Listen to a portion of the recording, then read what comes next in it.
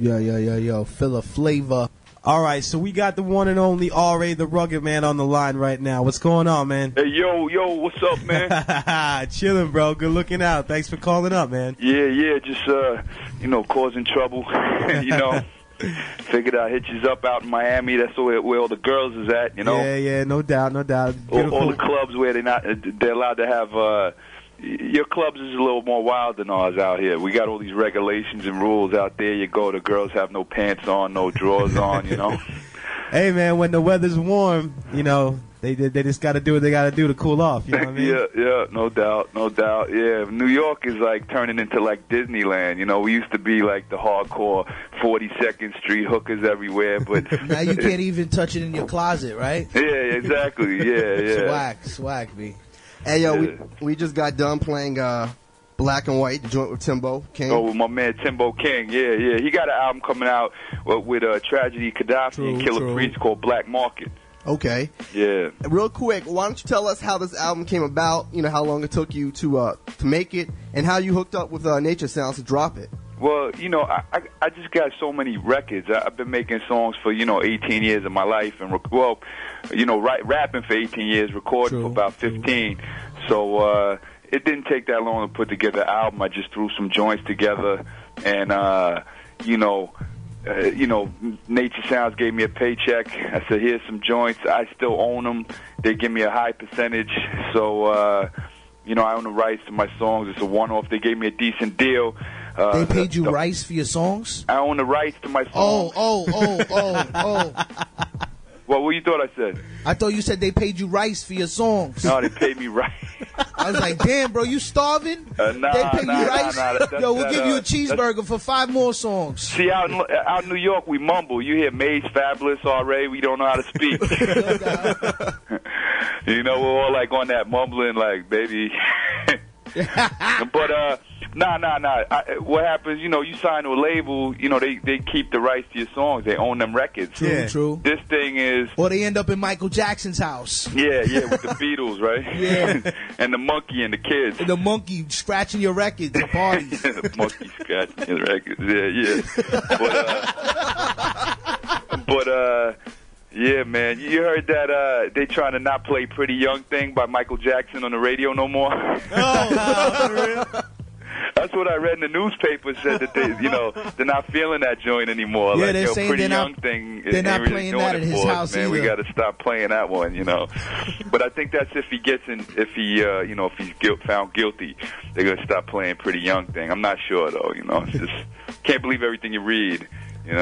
R.A. the Rugged Man, Die in stores now. When I first heard you, I picked up the Crucified Did joint, Bloodshed Ooh-Ah, right? Oh, yeah. Produced by Poke from the Trackmasters. Yeah, the Trackmasters did that one. And you were on Jive at that time, right? Yep, Jive Records, the same time when they had, Aaliyah and R. Kelly and Shaquille O'Neal and all those clowns, Well, I ain't calling Aaliyah a clown, she's deceased, but, Shaquille and them dudes. And Whitey Don. Dead clown. Oh, man. Yo, man, you lucky this college radio. They have like 19 fines on you. You can't even... Yo, you heard about that Tsunami song they said on the radio out here? On Hot 97, Miss Jones? Everybody got fired and stuff. But I never heard the song, but I heard it was really stupid.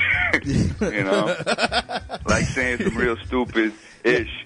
It's hard for me not to curse, fellas. I'm like, ish, That's cool. Yeah. We'll censor you if you slip. Nah, I'm good. So, I have a little bit of self-control, Yo, R.A., I got to ask you a question, man. What's that? How did it feel to do a song, see Renaissance with late, great, notorious B.I.G., man? Talk about that experience. Well, I actually did another song with Biggie previous year that nobody knows exists. It's kind of lost in the mix. It's kind of lost. Buck Wild did the track, and it was me, Biggie, and Akinelli. Oh, wow. And it just seemed to be lost forever because, we was just both up and coming at the same time, so nobody really knew Big would be a legend. Nobody knew I'd be like on the downslide after he blew up. Nobody so knew you knew what the hell was gonna go on. We just knew we was all up and coming dudes. So you knew the real Biggie, like the Biggie before the fame, the 210-pound Biggie. You knew Christopher Wallace. You didn't know Notorious B.I.G. No, I knew Biggie. I knew him as Big. You know, I wasn't like, hey Chris, what's up? You know, it was like, hey Big. You know, like I know Havoc and them guys for like 15 years, and everyone else knows their real names. I don't know their names, man. I'm like, Havoc, what's up? You know, people are like, yo, that's Khalil, or so I don't know his name, but you know,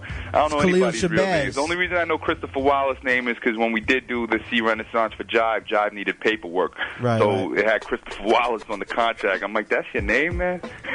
You know, and Buck Wild, when we did something with Buck Wild, his name was Anthony Best. I'm like, man, everybody got normal names, you know. But yeah, working with Big was cool. You know, no one knew. You know, I maybe someone else knew, but I didn't know the future that he had ahead of him. And I'm not talking about the death. I'm talking about just that he would be so large and blowed up and making joints with Michael Jackson and doing stuff with everybody on the planet and just be this icon in hip hop history. We just thought like, yo, my man Big's dope. He got a dope voice. He got flows. He's dope. And then, you know, hey, history happened. That's why that one song we did is lost, because, you know, we both, you know, we all went in the studio, didn't think nothing of it. Big recorded something, and then you're like, oh, all right, cool. Who got that one? And well, who does have that? Somebody has it, you know, and then it's lost. You know, if we knew this man was going to be a legend and an icon, you'd be like, okay, tuck that away, R.A., you know? It's going to be on the next Biggie record. Yeah, right. Puffy's gonna make another $1 million, and you're gonna be chilling. Yeah, right. I know, right? Subway with no meat. I hate when they make all these dead rapper albums. Like, you know, they put Biggie Smalls with the Hot Boys on his last album. I think, you know, it's like. You know, does Biggie have even known who the hell the Hot Boys is? You know, like, look at Eminem now taking all of Tupac's material and producing over it and like featuring in songs with him and 50 Cent and Tupac. Man, if Tupac was still around, dude, I bet you Eminem wouldn't be like as famous as he is today. You know? Yeah. Who knows? Well, yeah. I just don't. You know, man. If I died and they took all my old records and started doing things with them and put me on all these records with rappers that I don't know nothing about, and you know, put me on the beats that I don't know. I mean, I don't think I'd be rolling in your grave, man. Right? Say what? You'd be rolling in your grave. Yeah, I don't think I'd be too happy. So, you know, that's why everyone says, when you gonna put that Biggie record back out? When you gonna put it back out? And I'm like, I'm not in no rush. You know, it's like. I'm not like, yo, my man's dead. Let me throw this all over the place. I remember after Big died, mad people was like, you need to go on Jenny Jones. You need to capitalize on this. And I was like, what do you mean? You know, like. You know, you got a half a sandwich that he ate in the studio that you would have put on eBay. Yeah. You're like, yo, this is a Big's Whopper. Half a bag of Doritos that were eaten by Biggie. Yo, you guys are silly, man. You know, one time I was out in Miami and I met this like nerdy, like nice, like she was Spanish, but she looked like a white girl. And she was in school for brain surgery, and she was like going to church with a father. She was a brainiac. Say what? She was a brainiac. Yo, but you know, girls is dirty, man, and I handled that, man. I handled that. But I was surprised. I thought, you know, because she was acting like I have to go to church tonight, you know. And then I had her in the hotel room. There's no BS, and then she's like, you know, I'm trying to be nice to her. I'm like kissing her, you know. Like, nah, you don't want to do that. You don't want to do that. She's like, you don't. Next thing, I'm like smacking up this brain surgeon in the hotel room, little 18-year-old brain surgeon. They like it when you punch them in their mouth, bro. Yeah. They love that. She was good news. I liked her. Like the Watchtower, right? Yeah. Then I came back to New York. She won't return my calls. The brain surgeon. Like she went back to her man Bartholomew or something. You know. Brett, when I saw you last time, I saw you perform. I think at the Mix Show Power Summit in Miami. You were down with Priority at the time. Am I right? Oh, yo, you got something in the background. You can't play that on college radio. Yeah, man. We got the instrumental. Oh yeah. Good look at that, all right. Yeah. We forgot the ad-libs in there. But yo, that's a remix of that record that I don't even know what the hell it is. I'm serious. It's funny how you don't even know what happens to your I own don't music. even know what it is. Somebody did something to it. I like how he senses our show. Yeah. But you were down with Priority when I saw you Mix Show Power Summit like maybe 3-4 years ago. Oh yeah, you know that clown Mr. Pete? Oh, he was in the studio with us. Yeah, he's cool. He's just a little, he's a little light. Man. He's just he's a funny dude, you know. He's good news though. He's a little light in the loafers, you know. Yeah, but he's a cool cat. His sister's a B-movie queen who does like mad nudity and trauma movies. Yeah. Yeah. But you know what's funny is everything I'm saying is true, and y'all laughing like I'm doing comedy. Like trauma movies always a funny motherfucker. The chick was it. Oh, we can't say. Yeah. We got it though. Yo, that's what's so dope about like you already. 7 deadly words that you're not allowed to say. Yeah, 700. Like when you're on college radio, it turns into about 700, just like Richie said. You know what's funny is that, you know, college radio used to be the place where you was allowed to do whatever the hell you wanted to do. You could go in there, you know them crazy rappers like them Necros and all them dudes. Like they went up to Stretch and Bob and was talking about, you know, sodomizing corpses and like, you know, but saying it in the, you know, and they was allowed to say it on college radio back in them days. Because you could say something in an artistic manner, you just can't come out and say it during an interview. Oh, okay. Yeah.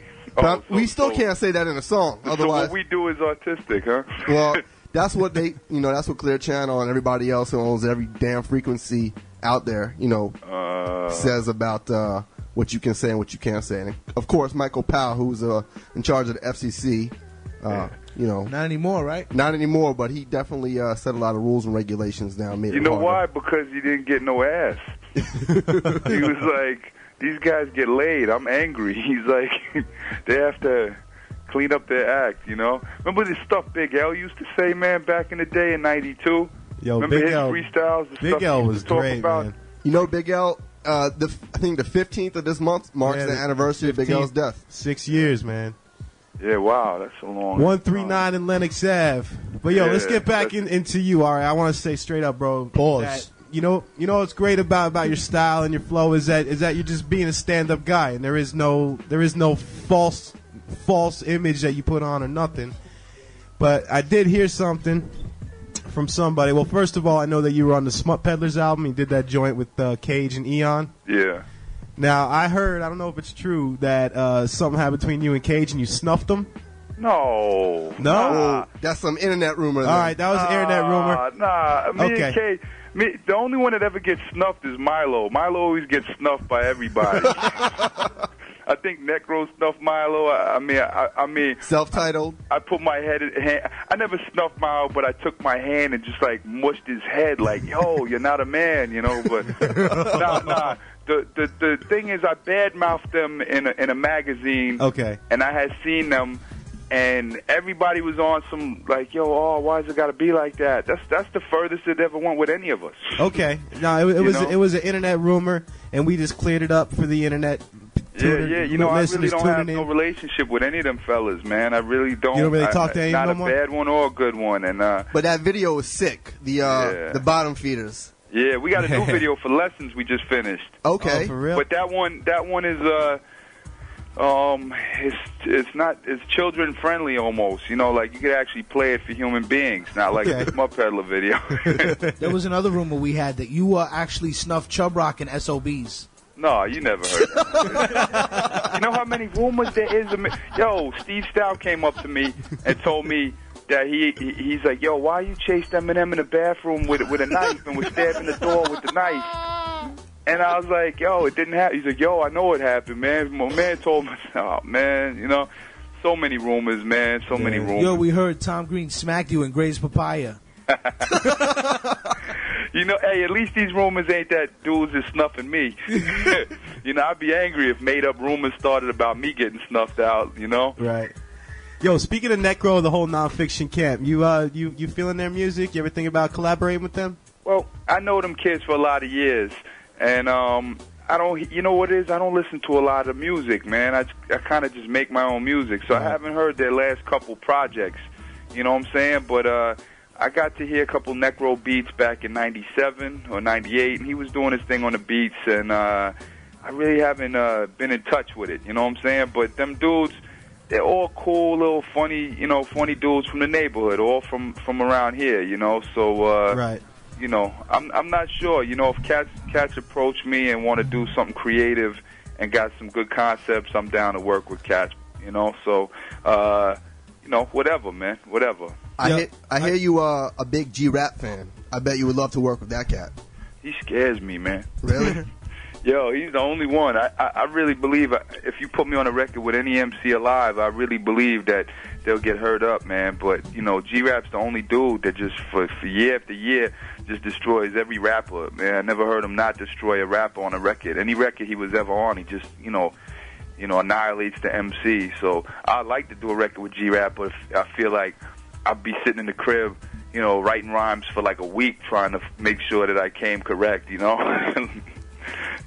Would you say he's one of the greatest? No, not one of the greatest. He is the greatest MC that ever lived. When I was 5 years old, I realized it was a road at the end. I went live to pop to go. Never took a break, never made a mistake. Took time to create, cause the money to make. To be a millionaire, this is Cozy rapping Polos. Back again, 89, y'all. Yeah, that was 89. You remember when he acted like Malcolm X on the Juice Crew record? I was sick. Yeah, he murdered cats. Talk like sex, streets in New York. Yeah. But yo, from knowing all these cats for so many years, how many of them can you say are actually real? I never met G-Rap. I was on Raucous with him and all that, and he was on the scene. And when I was, doing some stuff with Sony, he was over there at Sony. But I never met G-Rap personally. You know what? What about all those cats like Necro and all them? Are they as crazy as they seem to be? Well, you know what? See, a lot of dudes is crazy, but I don't get to see it because we have, like I see Thurston Howell, and all I see is this nice dude, and he's a cool dude. Like, yo, R.A., hey, what's up there? All we see is, because we're cool to each other.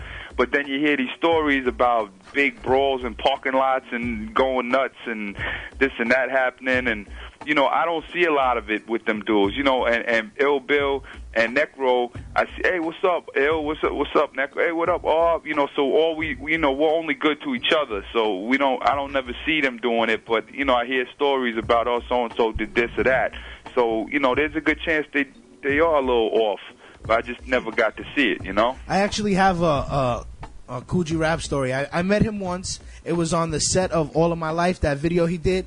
And it was ironic because on the last night we were shooting that video, that was the night Aaliyah's plane crashed. Oh, man. That was like right before September 11th?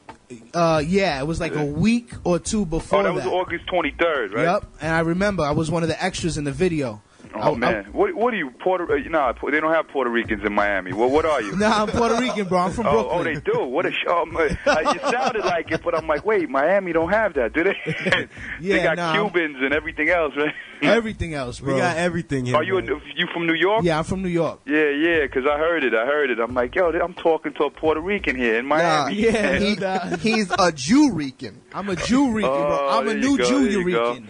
That's right. Yeah. So when I actually met him, it was crazy because we were on the set and everything was good, and we were actually chilling by craft services, and Kool G was talking, and I was telling him, giving him props and whatever, and then all of a sudden everybody's phone started going off, like that episode in The Siege when they blew up the FBI building. Oh, yeah. And all the A&R people, the record people, everybody was getting the news about Aaliyah. Oh, yeah. And it was it was really surreal. It was crazy. Crazy. He was with Dame Dash. She was with Dame Dash, right, at the time? Yeah, and it was Dame Dash. She had a dancer, and it was Hype Williams who was doing that video. Oh, man.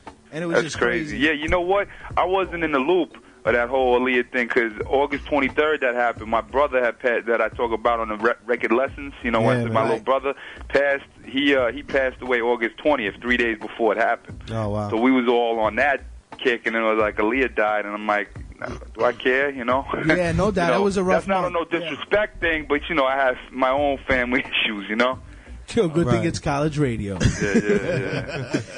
Oh, no, I ain't dissing homegirl. I'm just saying, I have my own little family. You had your own struggles going on. No, you got beef with a dead singer. It's all right, bro. It's so good. I'm hardcore. I could foul out on dead people, like people who can't fight back. I'm hard, yo. We always appreciate your honesty, and that's why a lot of people feel your music, because, you don't really hold back. So what we usually do is call word association. We're going to spit out a few names. And, be honest with us. What you think about these people? And if you don't want to speak, just be silent or say next one. All right? Just be silent. You down? Don't be silent. Keep it real. We'd rather you not be silent, but there's been a few cats, like Rascats and whatnot, that haven't really said much about a certain artist. So we're going to spit out some random names, no reason. Just going to want your intake, because people really like to know what other people think about, fellow rappers and whatnot. Yeah. All right? Mm-hmm. Mr. Eon. Oh, man, that's so cheap, man. That's too easy, man. I spent half my life bad-mouthing the high and mighty, so, you know what, actually, Eon's a nice cat. It's the other kid, Milo, that gives Eon the bad name, because Milo's such a birch, but Eon ain't that bad. He's all right. I don't hate on Eon too much, but next one. All right, Juice. Who's Juice? I don't even know who he is. Out of Chicago. He was the only one to ever beat Eminem in the freestyle Olympics. Well, did he ever write a song or something? he's got a couple underground tracks, but I don't know. Juice, I guess but you don't know. Is he one of them freestyle artists who could only freestyle and can't make a song? Yeah, basically. Them cats don't impress me, Right. But I don't know what Juice got, but I like dudes who could actually freestyle and rip an MC, right? But then he could come with a record, right. But I don't know who dude is. Next one, Black Thought. Black Thought from the Roots? Yeah. I'm not a huge Black Thought fan. I like some stuff he does, but when they put him on the top list, like one of the best, I can't agree with them. I think he's all right, All right, how about Razkaz? Razkaz is, he's a dope rapper. He's dope. I like this. Is he in jail now or something? I think he just got out. No, he just got out. I like to see what he. I want to see if he's consistent and could actually do some good music in 2005. But there's been some lyrics that I heard dude spit that I actually, appreciated and thought was kind of good. So. Ghostface. Ghostface is nice. Ghostface is crazy, man. I like Ghostface. I like all his slangs. I like his personality. I like his attitude. I like Ghost. Cool Keith. Cool Keith, I thought Cool Keith was one of the best in '88 when they did the Ultramagnetic Critical Beatdown album. But then when he went so left field and was like really into that weird impressing white people type stuff, it wasn't really as much for me as, I liked him in '88, After that, a little '89, but in the whole weird Black Elvis era, I wasn't knocked out by him because I knew what a solid MC he was in his prime, and a lot of people like that Dr. Octagon era, but I kind of like, I like Critical Beatdown, Definitely. All right, I got one. Crustified Dibs. That's me, man. I know, man. Well, that's a tough time in my damn life, so it's a bad memory, and I don't like them dudes, man. Hey, we'll do another one. Master Ace. Ace, I love Ace to death. Ace is Ace. Ace is one of my he's such a consistent MC for so many years. And a really good football coach. He's been dope since 1989. Or 88, he wasn't dope, yet he was good. When he came on the Marley Marl Volume 1, his stuff was good. He wasn't dope. He wasn't great yet. But then when he dropped his first solo album, Take a Look Around, he was the man. It was a great album. And then Slaughterhouse was a great album. And then the third album, the Sitting on Chrome, was a disappointment. But then he came back years later with that damn, what's the last album he came? Not the new one, the one before Disposable Arts. Disposable Arts was off ridiculous. He had a song on there called No Regrets, which is a classic. Ripping up your boys, the high and mighty. Oh, yeah. Well, I don't even know why he even went there. J. Rue the Damager. Say what? J. Rue the Damager. Well, Jay's a nice guy, man. Jay's a nice guy. I wish he stayed on top a little longer, And this is a personal question, and I know a lot of people probably won't get this, but do you realize, and I listen to the Howard Stern show a lot, there's a cat always calling up. That's not me. That's not you. Yeah, you could say it so they know what you're talking about. Some dude calls up and says my name every goddamn all the 2 time. days. Now, I thought it was Sean the White Rapper. That's who it is. It is Sean. Yeah. All right. He tries to act like he's me, and he goes on Howard Stern telling people he's raping women and doing this and doing that, and I'm already the rugged man, and the dude ain't me. And it's all that's on the radio right now, says all this crazy stuff, and has nothing to do with me. But well, I'm glad we set the record straight for that. Everybody go cop Die Rugged Man Die. It's in stores now. Yeah, don't stop. Don't go and download it either. You have to go buy it because we're not some big, huge corporate company that can afford the downloads. You need to go support if you want us to make new music. You need to hear the record. Did you guys hear the record, the whole album? We got it. Man. We're about to play Chains when we get off the phone. Oh, yeah, Change the next single featuring Master Killer and Killer Priest. I think on the commercial single, we're cutting Priest's verse in half and putting the hook back in. All right. All right. Yeah. But we'll check for it. Everybody go cop the album. It's definitely something you Yeah, need. man, that's a great album, Ari. I got to tell you, I got to give you mad credit on that album. Excellent album. Yeah, rarely nowadays can you purchase an album and just listen from track 1 to the end and not even have to skip over any song. Yeah. And how was my behavior? Was I on my best behavior now? It was stellar. Yo, you are definitely welcome back anytime, my friend. Yeah, it's funny. Now I'm allowed on radio stations that are PG. I used to didn't be allowed, you know. And look out for that video, Lessons. It got Vito Antifermo from Goodfellas and Godfather Part 3. He was the middleweight champion of the world. He got a cameo, and crazy-ass Mitch Blood Green is in it, and Sadat X. It's a good little fun video that we shot, you know. We'll be on the lookout. All right, folks. Hey, yo, thank you for supporting, calling in, all that good stuff. Yeah, Miami. I'll be out there soon. Women, take your panties off. Have a good weekend, man. All right. Peace. All right, man.